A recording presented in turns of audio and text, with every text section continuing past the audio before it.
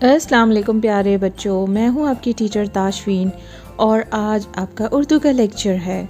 आज के उर्दू के लेक्चर में हम दो नए हरूफ सीखने जा रहे हैं जिनमें काफ और गाफ हैं। तो आइए हम सब मिलकर सबसे पहले हर्फ काफ को देखते हैं। ये हमारा हर्फ काफ है।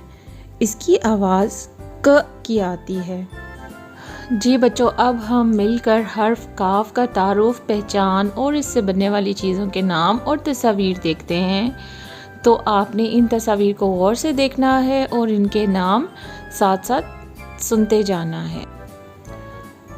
काफ कुर्सी, काफ कपड़े, काफ किताब, काफ कबूतर। दोबारा पढ़ते हैं। काफ कुर्सी, काफ कपड़े, काफ किताब, काफ कबूतर। तो प्यारे बच्चों, हम दोबारा एक बार इसकी फिर दोहराई करते हैं। अब आपने मेरे साथ मिलकर पढ़ना है। काफ कुर्सी, काफ कपड़े, काफ किताब, काफ कबूतर। बच्चों, अब हम दूसरा हर्फ गाफ को देखेंगे। इसकी शक्ल को हमने गौर से देखना है और ये हमारा हर्फ गाफ है। इसकी आवाज़ ग की आती है। जी, ये हमारा हर्फ गाफ है।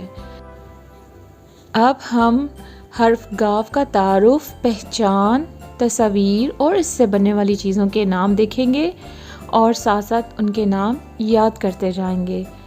तो आइए बच्चों, हम मिलकर हर्फ गाफ की से बनने वाली चीज़ों के नाम पढ़ते हैं। गाफ गुलेरी, गाफ गोभी, गाफ गाय, गाफ गुड़िया। दोबारा मिलकर पढ़ते हैं। गाफ गुलेरी, गाफ गोभी, गाफ गाय, गाफ गुड़िया। प्यारे बच्चों, अब आपने मेरे साथ मिलकर दोहराई करनी है। गाफ गुलेरी, गाफ गोभी, गाफ गाय, गाफ गुड़िया। ये बच्चों, अब हम हर्फ काफ और गाफ की लिखाई करते हैं। आपने गौर से देखना है कि हम हर्फ काफ और गाफ को कैसे लिखेंगे। जी बच्चों, अब हम काफ को लिखने लगे हैं।